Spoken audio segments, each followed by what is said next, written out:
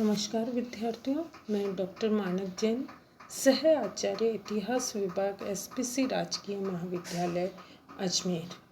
आज मैं MA final इतिहास के ग्रुप सी का 8वां पेपर पढ़ा रही हूँ। इसका नाम है गांधीयन फिलॉसफी या गांधी दर्शन। बच्चों, सबसे पहले हम गांधी जी के व्यक्तित्व और कृतित्व यानी Gandhi his personality and rule का अध्ययन करेंगे। विषय में प्रवेश करने से पहले हम ये देखते हैं कि महात्मा गांधी न तो एक दार्शनिक थे और न ही एक विचारक थे, जिन्होंने गहन अध्ययन और मनन के पश्चात एक सुव्यवस्थित दर्शन प्रस्तुत किया हो। वे नए राजनीतिज्ञ थे, जिन्होंने राजनीति में रहकर राजनीति को राजनीति मानकर एक नेता की भूमिका निभाई हो, और न ही वे एक संत थे, जिन्होंने जगत को मिथ्या मानकर अपने आप को ब्रह्म में लीन कर दिया। परंतु अजीब बात यह है कि ये सब कुछ न होते हुए भी वह बहुत कुछ थे। इसीलिए व्यक्ति, परिवार, समाज, जाति, संस्कार, संपत्ति, भोजन, चिकित्सा, वाणिज्य, कला, विज्ञान, राजनीति शास्त्र, अर्थशास्त्र, समाजशास्त्र, मानव शास्त्र, मनोविज्ञान, प्रेम, सौंदर्य, विवाह, ब्रह्मचर्य, पठन पाठन, भाषण, लेखन, संपादन, आंदोलन, अहिंसा, सत्य, ईश्वर, धर्म, नीति, नियम, जीवन, मृत्यु, इन सभी विषयों पर उन्होंने चिंतन किया।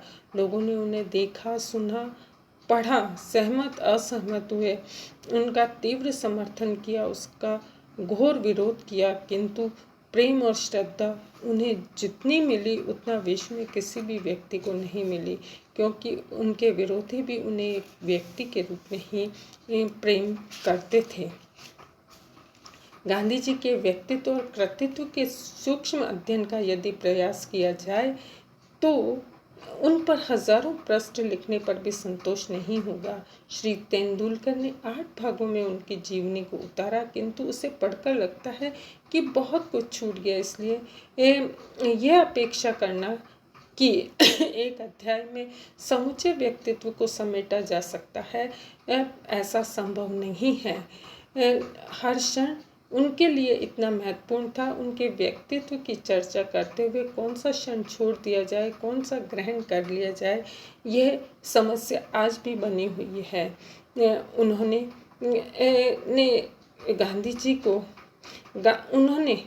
गांधी जी के बारे में जितना भी लिखा, जो भी लिखा, वह बहुत ही महत्वपूर्ण था, किंतु अपने विचारों को व्यवहारिक रूप में परिवर्तित करने के लिए स्वयं आंदोलन छेड़ना, उसे संचालित करना गांधी जी के व्यक्तित्व को एक अनूठापन प्रदान करता है। इसीलिए हम गांधी जी के द्वारा विभिन्न जन आंदोलनों की भी चर्चा करेंगे। इसमें सर्वप्रथम दक्षिण अफ्रीका में गांधी जी द्वारा किए गए सत्याग्रह का अध्ययन करेंगे। गांधी जी दक्षिण अफ्रीका में विशुद्ध रूप से अपने धंधे के सिलसिले में गए थे। वे एक व्यापार संस्थान के कानूनी सलाहकार के रूप में वहां पहुंचे, क्योंकि वे भारत में सफल न हो सके, इस कारण किस्मत विदेश में अपनाना चाहते हैं। कहाँ तो वे एक साधारण मनुष्य की तरह रोजी रोटी की धुन में दक्षिण अफ्रीका गए, और कहाँ नियति ने उन्हें स्वयं इतिहास लिखने और इतिहास बनने का काम सौंप दिया। स्वयं गांधी जी ने वहां जाकर देखा कि ये भारतवासियों के साथ और विशेषकर एशिया के रहने वाले जो लोग थे उनके साथ दुर्व्यवहार किया। स्वयं गांधी जी ने इस दुर्व्यवहार के द्वारा अपने जीवन की धारा ही बदल दी। उन्होंने अपने चारों तरफ अच्छी तरह से देखा भला। वे लिखते हैं कि मैंने प्रेटोरिया प्रवास में मुझे ये अवसर प्रदान किया कि मैं ट्रांसवाल और ऑरेंज फ्री स्टेट के भारतीयों की सामाजिक, आर्थिक, राजनीतिक स्थिति का गहन अध्ययन कर सकूं। मुझे उस समय कोई विचार नहीं था कि यह अध्ययन भविष्य के लिए इतना उपयोगी सिद्ध होगा। उस समय एशिया वासियों के विरुद्ध कानून बनाए जाते थे। रंगभेद की नीति संबंधी कठोर कानून थे। जब कठोर कानून एशियाटिक रजिस्ट्रेशन एक्ट पारित हुआ तो गांधी जी ने घोषणा की कि हम इसका सामना करेंगे, इसके सामने झुकेंगे नहीं। इस समय दी ट्रांसवाल ब्रिटिश इंडियन एसोसिएशन की सदस्यता काफ़ी बड़ी थी, किंतु गांधी जी चाहते थे कि संघर्ष में वे प्रत्यक्ष रूप से शामिल हो। इसीलिए उन्होंने एक नई संस्था पैसिव रेजिस्टेंस एसोसिएशन बनाई। वे जानते थे कि दीर्घकालीन संघर्ष होगा। उन्होंने कहा कि मैं साहसपूर्वक निश्चयपूर्वक घोषणा करता हूँ कि जब तक प्रतिज्ञा के प्रति अडिग मुट्ठी भर सच्चे लोग होंगे, ये संघर्ष केवल एक ही अंत होगा और वह होगी हमारी विजय। गांधी जी ने वहाँ पर ये देखा कि जब तक संगठित होकर न लड़ा जाए तब तक किसी भी चीज़ में सफल नहीं हो सकते हैं। इस कथन के द्वारा गांधी जी ने एक सिद्धांत प्रतिपादित किया जिसे भविष्य में कितनी ही बार उपयोग किया। जिस समय गांधी जी ने स्वेच्छा से नामांकन करने को तत्पर हुए तो एक पठान ने चेतावनी दी कि यदि वे ऐसा करेंगे तो मार देंगे।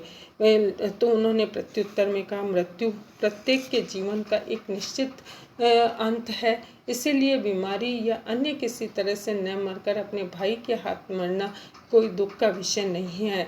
कितनी अजीब भविष्यवाणी की। लुई फिशर लिखते हैं कि उस समय कोई भी ये नहीं जान सकता था कि 42 वर्षों के बाद गांधी जी अपने ही एक भाई के हाथ मारे जाएंगे। गांधी जी जब सचमुच उस पठान द्वारा आहत किए गए तब उन्होंने अपनी दशा का वर्णन करते हुए लुई फिशर से कहा, मैं अपने होठों पर हे राम शब्द के साथ बेहोश हो गया। लुई फिशर आगे लिखते हैं कि उनकी मृत्यु 30 जनवरी 1948 को हुई। इन्हीं शब्दों के उच्चारण के साथ होना निश्चित थी। इस प्रकार हम देखते हैं कि गांधी जी ने दक्षिण अफ्रीका से अपने राजनीतिक जीवन की शुरुआत की। इति धन्यवाद।